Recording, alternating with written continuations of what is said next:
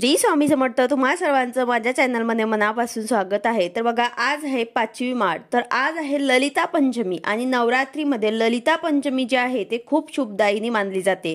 कशासाठी? तर आपल्या मुलाबाळांचं जर आपल्याला कल्याण व्हावं असं वाटत असेल तर मग तुमची कितीही मोठी मुलं असू द्या किंवा कितीही छोटी असू द्या, अगदी लग्न झालेल्या मुलांसाठी सुद्धा या ललिता पंचमीच्या दिवशी काही उपाय आपण करू शकतो, सेवा आपण करू शकतो आणि त्यांचं लाईफ जे आहे ते सुखी बनवू शकतो। तर आजच्या व्हिडिओमध्ये आपण 2 उपाय बघणार आहोत। एक स्वस्तिकचा उपाय अतिशय प्रभावी उपाय आहे, तेच आपण आजच्या व्हिडिओमध्ये बघणार आहे। तर उपाय कसा करायचा आहे आणि काय तेच मी तुम्हाला आजच्या व्हिडिओमध्ये सांगणार आहे। व्हिडिओ पूर्ण बघा जेणेकरून तुम्हाला संपूर्ण माहिती मिळेल। जर तुम्ही चॅनलवर नवीन असाल तर चॅनलला सबस्क्राइब करायला मात्र विसरू नका आणि व्हिडिओला लाईक करायला मात्र विसरू नका।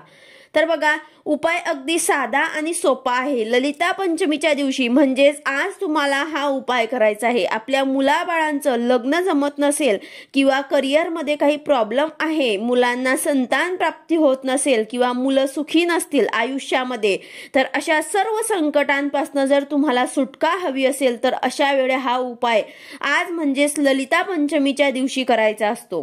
तर हा उपाय तुम्हाला कसा करायचा आहे? तर बघा, एक विड्याचं पान घ्यायचं किंवा मग तुम्ही आंब्याचं पान सुद्धा घेऊ शकता। दोन्हीपैकी कोणतीही एक पान तुम्हाला घ्यायचं आहे। त्या पानावरती तुम्हाला 2 स्वस्तिक काढायचे आहे।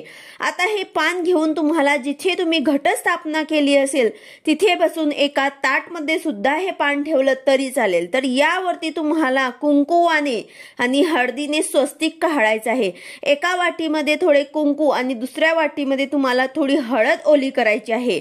याने तुम्हाला हे स्वस्तिक काढायचे आहे। हळद आणि कुंकू हे वेगवेगळ्या वाटीमध्ये तुम्हाला ओले करायचे आहे, एका वाटीमध्ये नाही। आणि पुढचा जो भाग आहे पानाचा त्यावरती तुम्हाला वरती कुंकुवाने आणि खाली हळदीने असे स्वस्तिक काढायचे आहे। असे 2 स्वस्तिक तुम्हाला काढायचे आहे।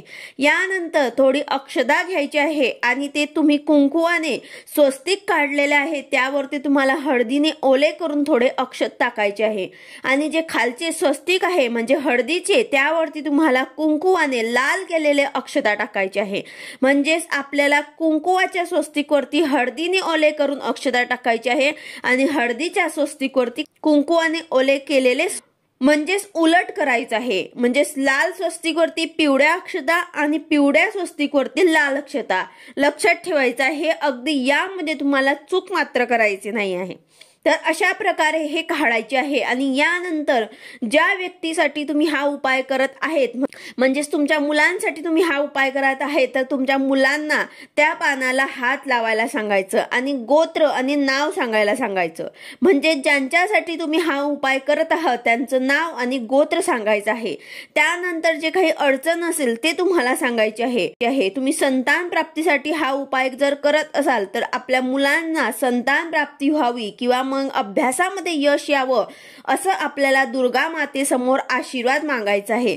आणि हे जे पान आहे ते तुम्हाला कडुलिंबाच्या झाडाखाली ठेवायचं आहे। लिंबाचं नाही, ज्याला लिंब येतात ते झाड नाही, कडुलिंबाचं झाड जे आपण आयुर्वेदिक म्हणून वापरतो, तर त्याखाली तुम्हाला हे ठेवायचं आहे। आता जर तुमचे मुलं बाहेर राहत असतील तर अशा वेळी तुम्ही हा उपाय करा, त्यांना हात लावण्याची गरज नाही। हा जो उपाय आहे तो विवाह जमण्यासाठी अतिशय उत्तम मानला जातो। अगदी हा उपाय केल्यामुळे मनापासून इच्छा व्यक्त केली तर 1-2 महिन्यामध्येच लग्नाचे योग जुळून येतात। त्याच्यामुळे आज ललिता पंचमीच्या दिवशी हा उपाय करायला अजिबात विसरू नका। आता दुसरा उपाय आहे धन प्राप्तीसाठी। धन प्राप्तीसाठी म्हणजेच काय, तर पैसा जर आपल्या घरामध्ये टिकत नसेल तर त्यासाठी हा उपाय जो आहे तो अतिशय फलदायी मानला जातो। तर बघा, आपल्याला तुळशीला एक वस्तू अर्पण करायची आहे ज्याच्यामुळे आपल्या घरामध्ये धनाची आवक वाढेल, पैशाची आवक वाढेल। तुमच्याकडे पैसा येत असेल परंतु टिकत नसेल तर तो टिकण्यासाठी सुरुवात होईल। म्हणजेच काय, तर पैसा पाण्यासारखा वाहणार नाही। जर तुम्ही तुळशीजवळ तुपाचा दिवा लावत असाल तर अतिशय उत्तम, माता लक्ष्मीचा आशीर्वाद आपल्याला प्राप्त होतात। याने आपल्याला माता लक्ष्मीचा आशीर्वाद प्राप्त होतो आणि लक्ष्मी आपल्या घरामध्ये निरंतर वास करते। ज्या घरामध्ये तुळशीची पूजा होते सकाळ संध्याकाळ त्या घरामध्ये लक्ष्मी सदैव वास करते। तर तुम्हाला उसाचा रस जर मिळाला तर तो तुम्हाला अर्पण करायचा आहे, किंवा मग यावेळेस उसाचा रस आपल्याला मिळणं शक्य नाही म्हणून आपल्याला गुळाचा एक खडा घ्यायचा आहे आणि त्यामध्ये थोडंसं पाणी टाकायचं आहे। म्हणजेच काय तर तुम्हाला थोडं गुळाचं पाणी करायचं आहे, गोड पाणी तुम्हाला करायचं आहे।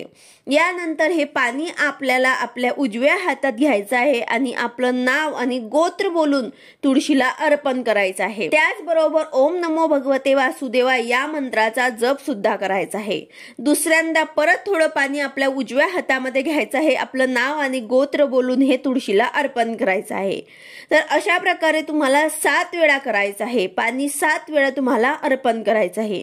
आपल्या उजव्या हातामध्ये घेऊन थोडं थोडं पाणी हे तुम्हाला तुळशीला अर्पण करायचं आहे। अतिशय प्रभावी उपाय आहे जो पंचमीच्या दिवशी केला जातो। तुम्ही कोणत्याही पंचमीला हा उपाय करू शकता। प्रत्येक महिन्यामध्ये पंचमी येते तर तुम्ही प्रत्येक महिन्याच्या पंचमीला सुद्धा केला तरी सुद्धा चालेल, परंतु ही पंचमी नवरात्रीत पंचमी आहे। नवरात्रीतले प्रत्येक दिवस जे आहेत ते माता लक्ष्मीला प्रसन्न करून घेण्यासाठी महत्त्वाचे मानले जातात। त्यामुळे आपल्याला हा आज पंचमीचा जो उपाय आहे तो करायला विसरायचा नाहीये। त्यानंतर पाणी अर्पण केल्यानंतर तुळशी मातेला प्रार्थना करायची आहे, हात जोडायचे आहे। आपल्या घरामध्ये धन धान्याची कधीही कमी पडू देऊ नको।